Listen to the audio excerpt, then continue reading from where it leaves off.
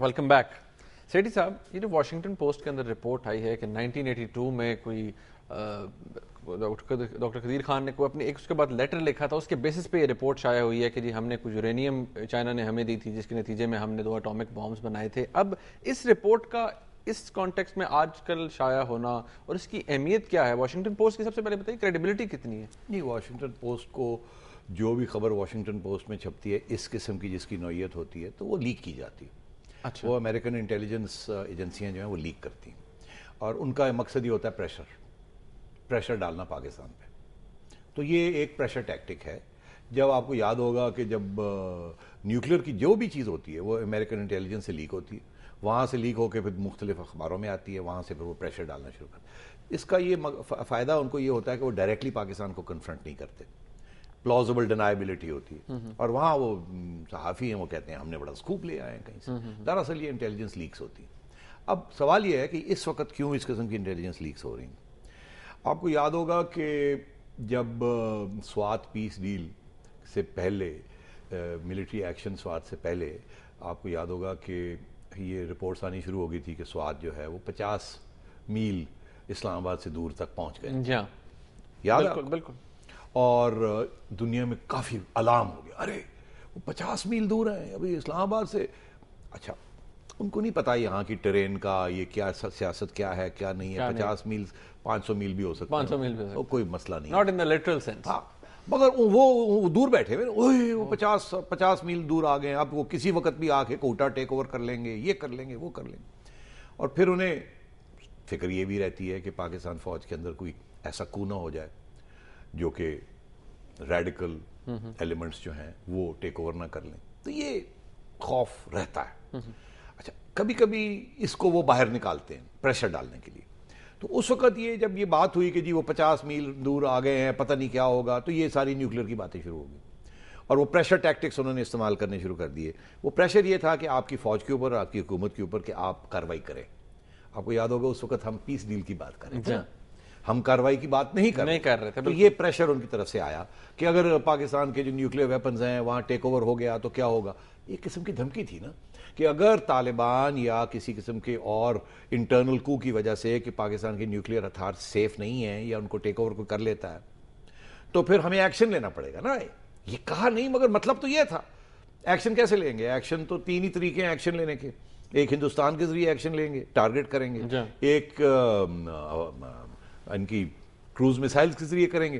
तो वो एक धमकी होती है, ये एक साई वॉर जिसे कहते हैं ना, ये चलता रहता है।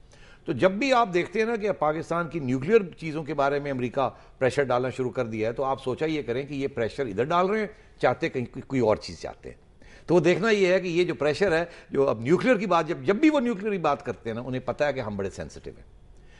और ये सेठी साहब आपको अच्छी तरह याद होगा, ये कैरी लोगर बिल जो कि अब एक्ट बन चुका है, कानून है, उसके अंदर भी एक क्लॉज लिखी हुई थी नॉन प्रोलिफरेशन के हवाले से। एक्चुअली हमारी जो एस्टैब्लिशमेंट है, जिसमें न्यूक्लियर एस्टैब्लिशमेंट भी है, फौज भी है, नाराज़ वो इसीलिए थे, उसमें एक क्लॉज लिखी गई है जो कि कहती है बेसिकली कि जो पैसे हम आपको दे रहे हैं किसी सूरत में भी ये पैसे आप अपने न्यूक्लियर प्रोग्राम पे नहीं लगाएंगे।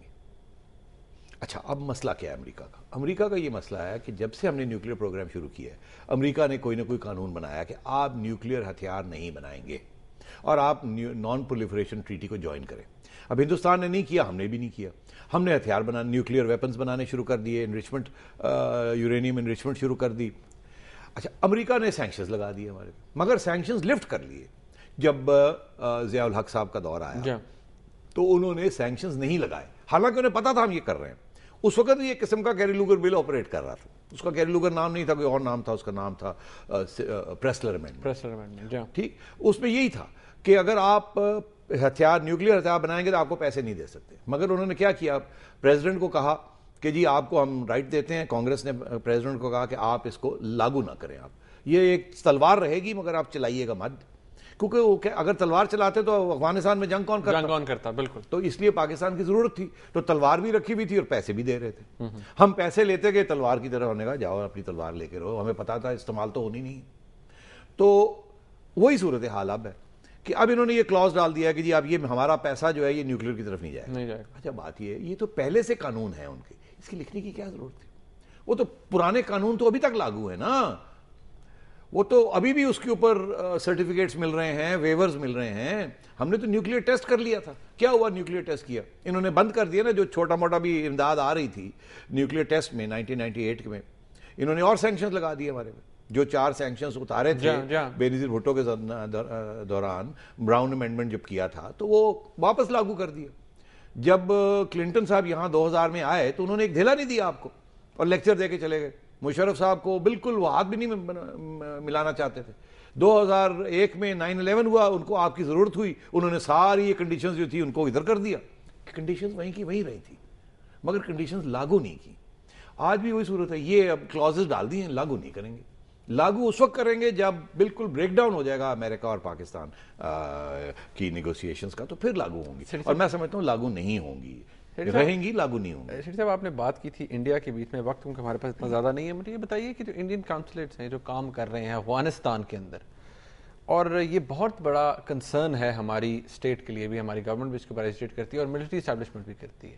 آپ کو کیا لگتا ہے کہ یہ کس طرح سے اسرٹ کر رہا ہے انڈیا؟ دیکھو منیر, یہاں 2-3 نئی ڈیولپمنٹس ہیں. پہلی یہ ہے کہ پاکستان کی طرف سے بہت کوشش رہی کہ ہندوستان کمپوزٹ ڈائلاگ جو ہے, وہ امن کا جو ڈائلاگ ہے, اس کو ریسٹور کرے. ہندوستان نہیں کرتا. انہوں نے کنڈیشنز لگا دی تھی اس میں کہ پہلے لشکر طیبہ حافظ سعید صاحب کو گرفتار کریں, یہ کریں, وہ کریں. فضول کنڈیشنز. کنڈیشنل ڈائلاگ کبھی ہو ہی نہیں سکتا, ڈائلاگ انکنڈیشنل ہوتا ہے. اچھا, انہوں نے کنڈیشنز لگا دی, نہیں کیا. زرداری صاحب نے, نواز شریف صاحب نے, ہمارے جنرل کیانی نے, ڈی جی ISI نے بڑی کوشش کی, کہ بھائی بات تو شروع کریں, امن کی بات کریں, یہ چھوڑے. نہیں کیا. کیا ہوا؟ انڈیا کا جو فٹ پرنٹ ہے افغانستان میں بڑھتا جا رہا ہے. ہم کافی عرصے سے بیہائنڈ دا سینز امریکنوں کو سمجھانے کی کوشش کر رہے ہیں کہ دیکھیے, اگر ہندوستان کا افغانستان میں فٹ پرنٹ بڑھتا گیا اور ہمارا فٹ پرنٹ ختم ہوتا گیا, تو ایک ادھر بھی انڈیا ادھر بھی انڈیا, ہم تو یہ ایکسیپٹ کر ہی نہیں سکتے. تو ہماری بات بھی تو مانی جائے, ہندوستان کو سمجھایا جائے کہ ادھر ایسٹرن بارڈر پہ جو ہمارے ایشوز ہیں وہ کنڈیشنل ڈائلاگ توڑیں, انکنڈیشنل ڈائلاگ شروع کریں, کشمیر کا مسئلہ حل کریں, پانی کا مسئلہ حل کریں, سیاچن کا مسئلہ حل کریں, بہت سے مسئلے. پھر تجارت کی باتیں ہوں گی. وہاں تو ہندوستان آتا نہیں, افغانستان میں بڑھتا جا رہا ہے. وہاں 1 ارب ڈالر سے زیادہ اس نے انویسٹمنٹ کر لی ہے. اب کرزئی صاحب اور بھی ڈیپینڈنٹ ہو گئے ہیں انڈین, وہاں ایمبیسیز کھول رہی ہیں, کونسولیٹس کھول رہی ہیں, اور ہمارے پاس ایویڈنس ہے کہ وہاں گڑبڑ کر رہے ہیں, لوگوں کو پیسے دے رہے ہیں, انڈائریکٹلی ڈائریکٹلی پیسے دے رہے ہیں, بلوچوں کو بھی دے رہے ہیں, یہ بھی الزام لگ رہے ہیں. تو اب ایسے لگتا ہے کہ ہم تھک گئے.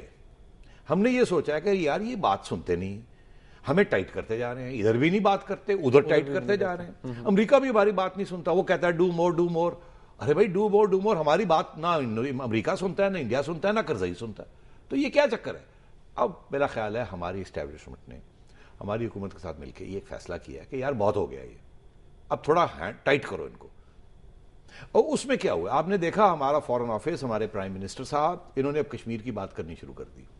بالکل, یہ کچھ سے پہلے کہہ رہے بھائی اچھا پھر یہ بات ہے تو پھر ٹھیک ہے, وہ ڈسپیوٹ ہمارے بھی یہ مسئلہ ہے, آپ یہ کریں یہ کریں.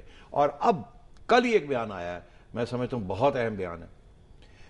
جنرل کیانی نے ایک بیان دیا ہے, یہ ایک پریس ریلیز ہوئی ہے کور کمانڈرز میٹنگ میں, کہ انہوں فارمیشن کمانڈرز تھے یا کور کمانڈرز تھے, مجھے یاد نہیں ہے, مگر ایک ان کے بڑے افسران کے ساتھ میٹنگ ہوئی ہے جس میں انہوں نے یہ ان کو بتایا کہ انہوں نے امریکنوں کو یہ کہا ہے کہ دیکھیے ہندوستان کو سمجھائیں, ایسے کام نہیں چلے گا, ہندوستان مداخلت کر رہا ہے اور اس کو سمجھائیں.